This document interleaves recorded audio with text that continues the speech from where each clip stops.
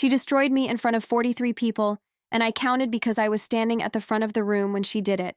And I remember thinking 43 people are watching my aunt tell my future mother-in-law that I don't actually own the venue we're getting married at, and that I've been lying about it to impress people, and 43 people watched my fiancé James look at me with a question on his face that I had never seen before, and 43 people watched me go completely still and say nothing because there was nothing to say in that moment that would have landed correctly.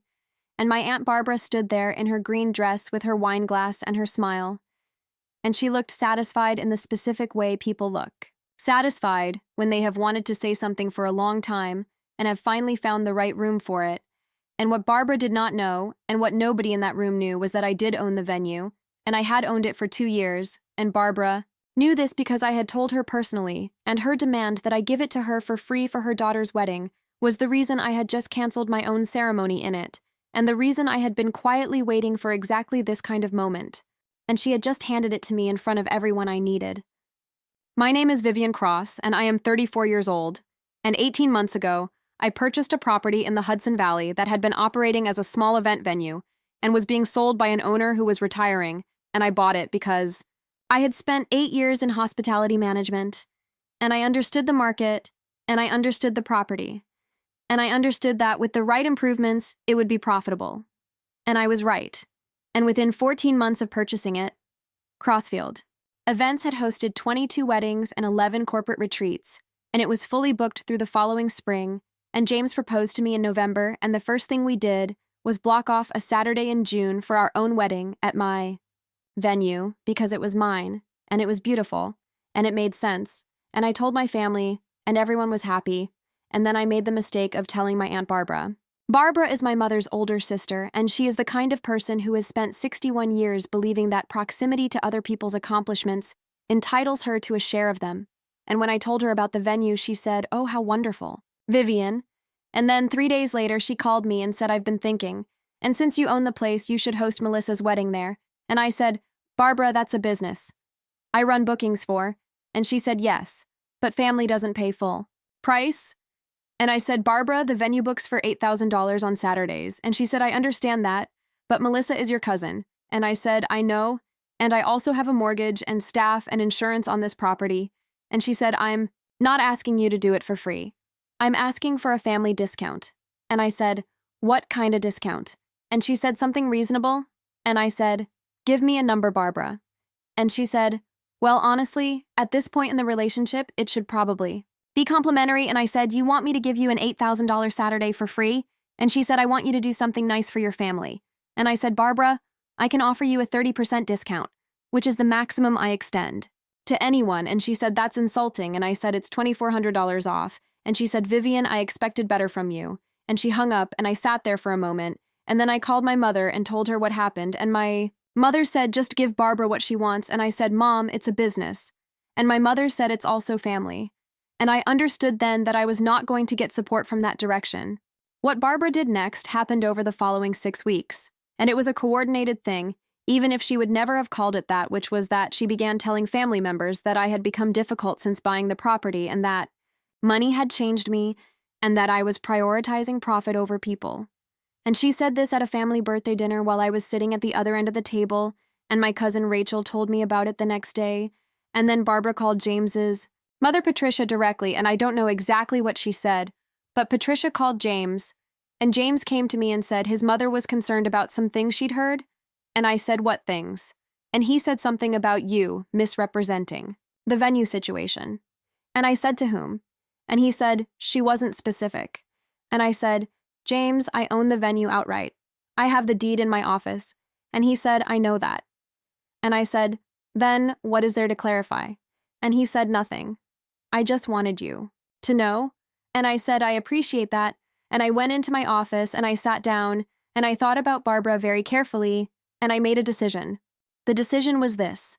I canceled our booking at the venue for the June date and I rebooked that Saturday under a corporate client's name, which was a real client with a real event.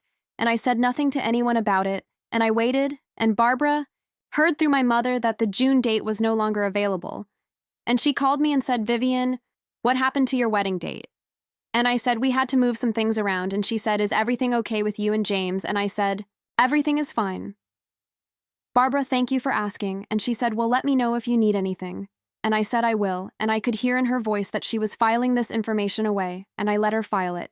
And I waited 3 more weeks until James's parents hosted an engagement dinner at their home, and 43 people were there, including Barbara in her green dress. And Barbara had clearly been drinking since before dinner, and somewhere between the main course and dessert she found her moment, which was when Patricia asked me something about the venue timeline. And Barbara said, actually, Patricia, I've been meaning to mention something, and the table went quiet the way tables go quiet when someone's voice takes on that particular tone, and Barbara said, I think there's been some confusion about the venue situation. And Patricia said, what do you mean?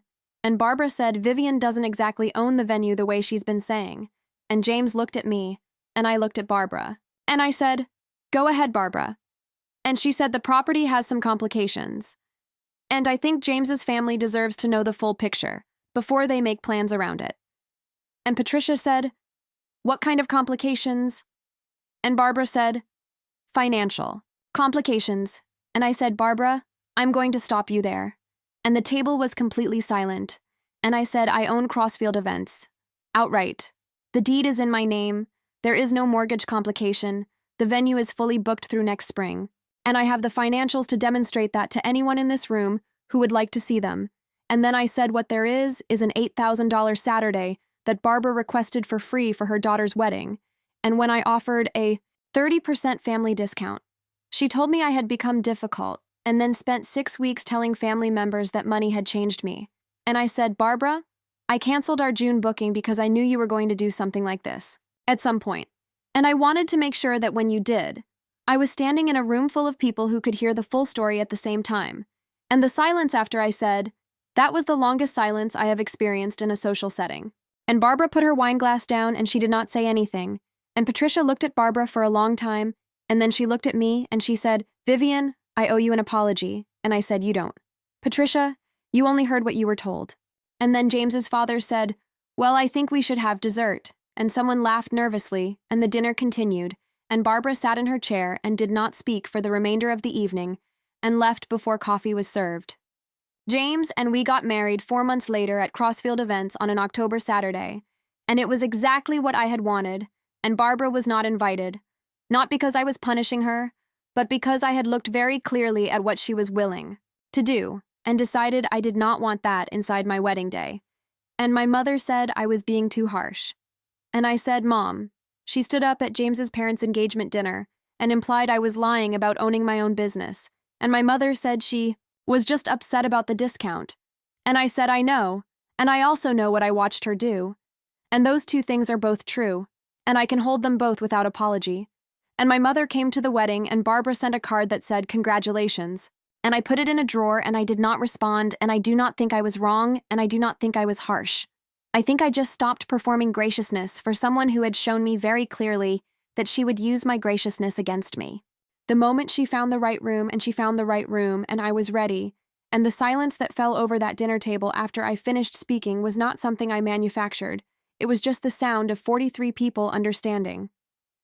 At the same time, what had actually happened, and that silence did more than anything I could have planned, and Barbara felt every second of it.